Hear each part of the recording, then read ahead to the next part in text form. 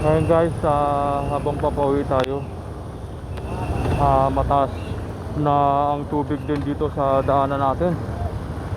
So try nating lusungin. Allocation natin guys, sarap tayo ng SM Caloocan. Sa Caloocan North pa rin po ito. Medyo nag-aalangan ng lolo nyo. Tingnan muna natin kung gaano kataas yung tubig. Baka tayo magtulak, hindi tayo makauwi. Lalim.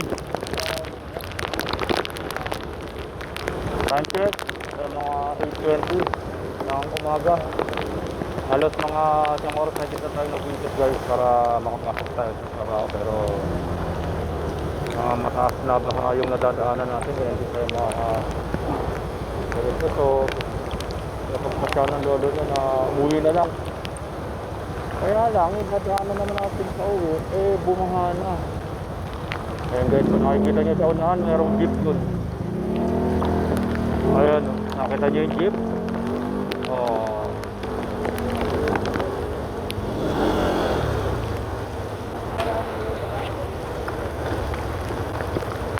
Linig ko ang jeep.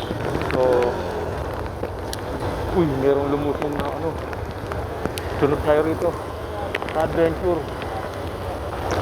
Try natin.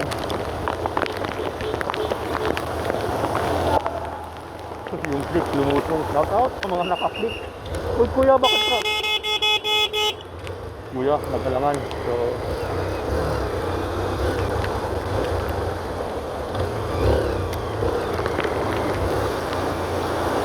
nilusong na natin kasi nandito tayo sa bitna.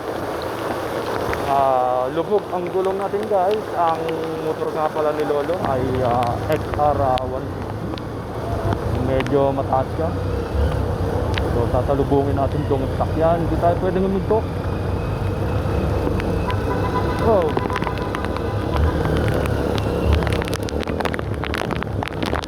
Dito ako sa gilid.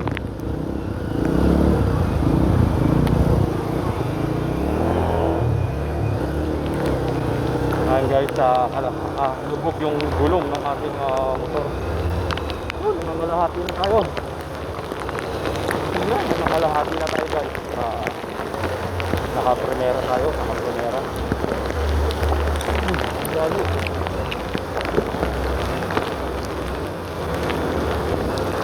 Uy, ang haba pala dito. So nakapay dito. Medyo mataas. Hey guys, nakalampas na tayo. Nakalampas na tayo sa unang pagsubok. So doon tayo. Dito tayo sa unahan. Tignan natin kung ano yung sitwasyon doon. Dito na tayo sa Caloocan Sports Complex, sa Caloocan North pa rin po ito. Wow, ang lakas ng ulan.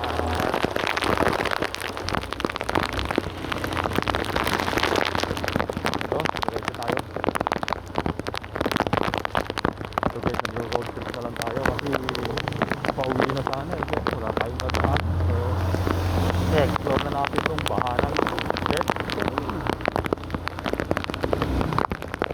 Guys, sa malapit ang road. Malakas ang buhos yung cellphone natin guys. Nagawin lang natin para hindi sa ng tubig para tayo makapag-video.